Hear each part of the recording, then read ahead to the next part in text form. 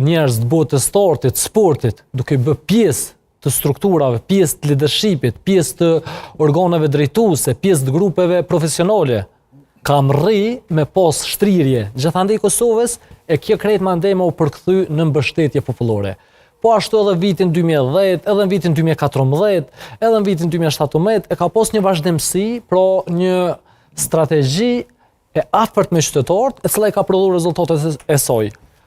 Ne e dim rrethonat mandej dhe rritjen e lëvizjes vetëvendosje, mënyrën e qeverisjes tyre, promovimet të idez, vizionit tyre dhe karshi asoj se çka kanë promovu, çka kanë bo. Pra janë mjaftueshëm 6 vite që qytetari i Republikës Kosovës me e po se çka ka bo lëvizja vetëvendosje, çka ka bo Albin Kurti, çka ka bo ky formacion politik. Pra që 20 muaj na kem krizë të vazhdueshme politike. A është fajtore edhe partia juaj për këtë krizë? Pse është fajtore partia jonë? A është, po pse është? Për shembull për çështjen e presidentit. Pse është për çështjen e presidentit?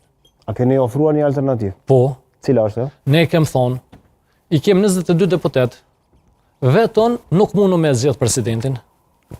Na ka thirr Albin Kurti si kryetari i lëvizjes vetëvendosje, subjektit më të madh politik, në vend jam shkuar ta kem me to.